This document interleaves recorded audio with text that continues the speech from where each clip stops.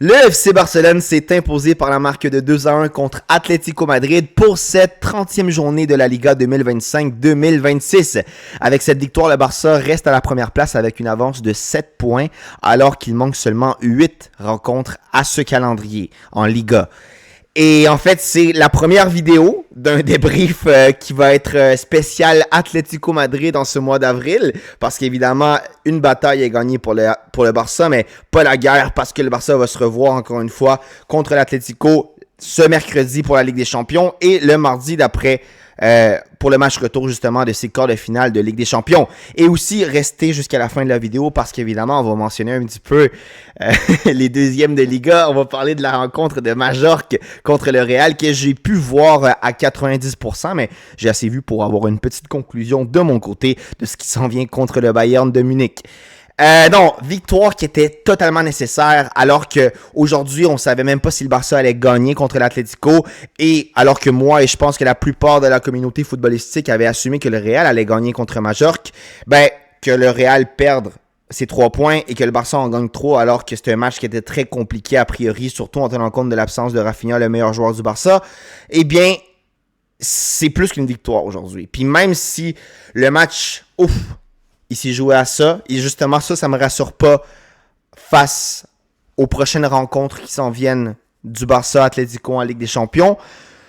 Mais bref, aujourd'hui, c'est aujourd'hui. La victoire, c'est la victoire. Le Barça a gagné. On va commencer par parler d'une polémique arbitrale qui a eu lieu. Premièrement, le carton rouge, en fait, l'action de González sur Lamine Yamal à la première mi-temps. J'ai aucune idée pourquoi ça a été aussi long. Le verdict final qui était l'expulsion de González. En fait, je comprends pas pourquoi il y a eu un carton rouge. Quand l'arbitre a révisé l'action, moi je me suis dit, premièrement, il va sûrement réviser qu'il y a peut-être un hors-jeu, mais je me disais, avec l'hors-jeu automatique, avec le système que la Liga a implanté qui est supposé te donner d'une manière scientifique, mathématique, un hors-jeu au centimètre près, je me suis dit, non, il peut pas réviser ça. Quand il a révisé l'action, moi je me disais, il est en train de réviser, voir si c'est un penalty. Puis finalement, c'est même pas ça qu'il a fait. Il a révisé un potentiel carton rouge direct qui a terminé en donnant à González. Alors que pour moi, c'était une double jaune claire. Moi, je comprends pas en quoi il y avait rouge direct. Est-ce que c'est à cause que Lamine était en position assez confortable pour que l'arbitre considère que c'est coupé une action de but clair ou est-ce qu'il y avait trop d'agressivité? J'en ai aucune idée, mais moi, j'aurais jamais donné un carton rouge direct. C'était un double jaune clair comme l'eau. Puis ça engendre une question de ma part parce que, sincèrement, l'occasion de Gerard Martin sur, je pense que c'était Thiago Almada, pour moi, c'est rouge. Si l'arbitre a donné rouge direct sur l'action de González, pour moi, c'est rouge. En tant que fan du Barça, moi, j'ai pas de problème d'admettre quand l'arbitre se trompe en faveur du Barça parce que ça n'arrive pas très souvent. Donc, c'est assez facile d'avouer ses erreurs quand elles ne sont pas très, très récurrentes. Mais c'est ça, pour moi, il n'y a pas rouge. Pour moi, il n'y a pas jaune, il y a rouge. Parce que oui, Gerard Martin joue le ballon, 100%, mais après, il laisse le pied et ses crampons devant sur Almada. Est-ce que c'est sifflable à tous les jours? Non. Mais c'est un carton rouge orange fluo pour moi. Puis bref, pour cette occasion-là, même pas besoin de regarder les règles en détail. Il y a un carton rouge qui est sifflable. Puis moi, sincèrement, en étant totalement transparent, quand j'ai vu l'action en direct, je me disais c'est peut-être sévère pour que ce soit un rouge. Mais quand j'ai vu le ralenti que l'arbitre a vu sur la VAR, je me suis dit il y a rouge à tous les jours. Il y a rouge à tous les jours. Puis l'arbitre n'a pas donné un rouge. Bref, si le Barça avait été 10 contre 10, le Barça aurait quand même pu gagner. C'est un match qui était 1-1. Ça ne veut pas dire pour autant que le match a été volé, même si on est cynique et on dit que il y avait rouge à tous les jours. Ça reste que c'est une erreur évidemment qui a favorisé le Barça. Mais bon, c'est pas un but hors jeu, c'est pas non plus un penalty qui n'a pas été donné ou du contraire un penalty qui a été donné qui n'aurait pas dû. Bref, par contre, ce que j'ai vu de l'Atlético, c'est un Atlético qui a faim, un Atlético qui va absolument tout donner dans ces deux matchs. L'Atlético a évidemment joué le schéma tactique classique de Simeone alors qu'ils étaient 10 contre 11, qui est de se replier en arrière, comme on dit, parquer le bus en bon français, en bon langage de foot. Puis c'est ça, en fait, l'Atlético a résisté, le Barça a eu quelques occasions, mais n'a pas généré non plus le nombre d'occasions que j'aurais espéré, tenant compte qu'ils sont 11 contre 10, puis tenant compte que c'est le Barça, une équipe qui se posait avoir beaucoup d'armes offensives.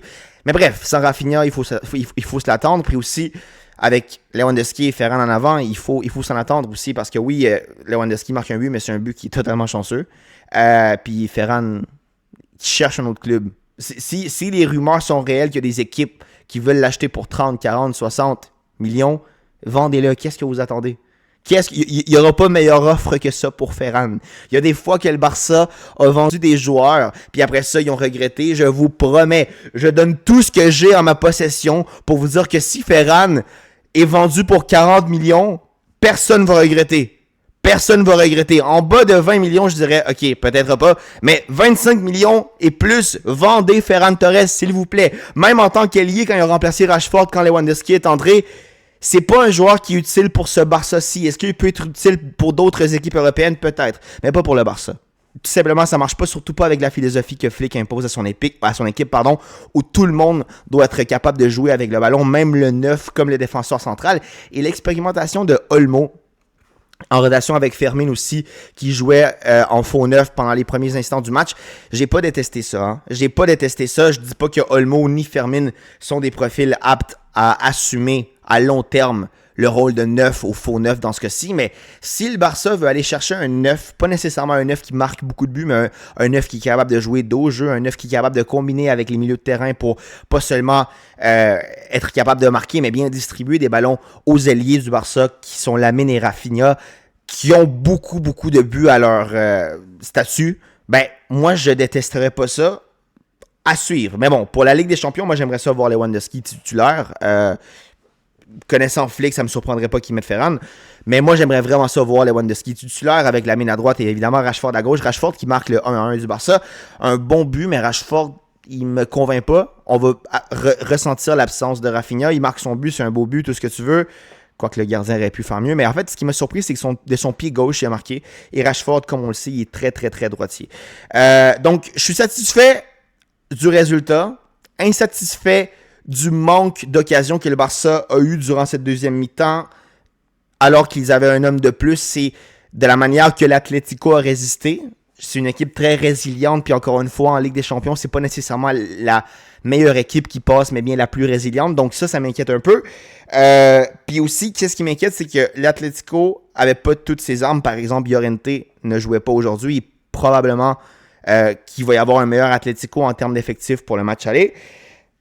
Puis aussi, beaucoup de joueurs références de l'Atlético ont été sortis, n'ont pas été compromis. Par exemple, Griezmann, il y a une occasion où il dribble, il envoie promener littéralement, je sais plus si c'est Gerard Martin ou Cubarsí, mais en deuxième, c'est Araujo, puis après ça, il tire sur John Garcia. Griezmann, il est retourné à un niveau très acceptable. Hein. Griezmann, il me fait peur un peu, puis c'est dommage parce que ce Griezmann-là, je l'ai pas vu souvent au FC Barcelone. Du côté des autres individualités, Lamine, toujours déséquilibrant. Lamine, c'est incroyable. Je pense que c'est son devoir de porter l'équipe alors que Rafinha n'est pas là, de prouver que, oui, Rafinha, en termes de chiffres, c'est le meilleur, mais en termes de changer un match comme ça, Lamine aussi est capable de faire ça. Donc, Lamine, moi, c'est mon plus grand espoir pour ce FC Barcelone-ci, pour que le FC Barcelone avance en Ligue des Champions. Il va falloir voir aussi les joueurs qui ont été changés. Il y avait un Marc Bernal qui est rentré, qui est ressorti aussitôt en raison d'une potentielle blessure. Koundé est de retour. Koundé, moi, ça me rassure. Araujo, encore une fois aussi, il semble être parti avec une petite blessure. Fermin aussi n'a pas été risqué, mais c'est plus à cause de son carton jaune. Donc, moi, sincèrement, il n'y a aucune individualité du Barça qui m'inquiète dans les joueurs qui ont joué aujourd'hui. Mais par contre, l'absence de Rafinha va se faire remarquer. Ça, c'est sûr à 100%. Pour terminer, parlons du cher Real Madrid. Mais il faut en parler. Hein. Il faut en parler du fait que ce Real Madrid-là a célébré, comme si c'était un titre, leur victoire de Classico lors du mois d'octobre. Puis là, on est au mois d'avril et ils sont 7 points en dessous du Barça. Mais en fait, ce que je veux dire du match d'aujourd'hui, c'est que c'est match classique que le Real Madrid perd. Les déclarations d'Arbella après en conférence de presse, moi je comprends pas comment il y a des gens qui ont confiance à cet entraîneur-là. Désolé, gros débrief, c'est un petit peu difficile mettre les mots sur les idées, mais il dit tellement des choses insensées. En tout cas, vous irez voir sa conférence de presse, mais il a dit des trucs comme « Ah, le match est totalement de ma faute ». Il a dit des trucs comme... je me souviens plus, quelque chose de super ironique par rapport au but. Mais en tout cas, je l'ai écouté en entier tantôt en espagnol. Vous irez la voir s'il y a des traductions. Puis, sincèrement, ce Real Madrid-là, c'est un Real Madrid qui, son inconstance et son manque... Comment je dirais ça? Son manque de désir dans toutes les positions du terrain, ça se remarque. Puis, il y a des gens qui vont faire 1 + 1 = 2 d'une manière erronée, dans le sens qu'ils vont dire que, à cause que Mbappé est de retour, vous voyez, le Real recommence à perdre. Non. Arrêtez. S'il y a quelqu'un qui a vu le match, il n'y a personne qui peut me dire que Mbappé, c'est le fautif d'aujourd'hui. Est-ce que Mbappé est plus égoïste que les autres attaquants ou les autres joueurs références? Oui, ça, il n'y a aucun doute. Mais Mbappé, c'est le joueur qui génère le plus d'actions. Il y a eu littéralement 3 actions de but. Les 3, il les a cadrés. Et les 3 ont été sortis par un gardien incroyable de Majorque qui, pour moi, c'est l'homme du match aujourd'hui. Même s'il y a plusieurs joueurs qui se sont illustrés. Le gardien de Majorque, j'ai dit Majorque à cause de Mallorca en espagnol en tout cas, c'est le MVP pour moi. Sincèrement, regardez le match avant de dire à cause que Mbappé est de retour, le Real recommence. Arrêtez ça. Il n'y a aucune équipe qui serait pas contente d'avoir Mbappé entre ses rangs. Puis, tout ça pour dire que le Real n'est pas en confiance. Il y a un entraîneur qui essaie de peser sur tous les boutons et n'est pas capable. Et là, ils vont s'affronter au Bayern, qui ont remonté un match qui était super compliqué aujourd'hui contre Fribourg, je crois, et qui, en termes de forme, en Europe, je pense que c'est la meilleure équipe du monde, en même temps qu'Arsenal, à mon avis. Hey, tout peut arriver parce que c'est la Ligue des Champions. On sait qu'il y a des erreurs arbitrales qui ont favorisé l'équipe des Blancos. Mais moi, je pense qu'a priori, si le match est juste et si les deux équipes entrent avec la forme qu'ils ont habituée durant cette saison, le Bayern va gagner d'une manière convaincante. Moi, je vois un copier-coller de ce qui est arrivé contre Arsenal la saison dernière. Peut-être pas autant de buts, mais en termes de domination de jeu, moi, j'ai aucun doute. C'est tout pour le débrief d'aujourd'hui. On va se voir pour un prochain, certainement cette semaine, pour le Real Bayern, mais aussi pour le Barça Atlético. Puis comme je dis, c'est une victoire, mais la guerre est toujours en cours, puis il faut que le Barça la gagne parce qu'on se rappelle que le Barça est à 2 matchs de se retrouver en demi-finale de la LDC. Un gros shout-out à ceux qui ont vu le débrief, on se voit demain pour un prochain, mais si c'est pas demain, ça va être une prochaine fois. À plus!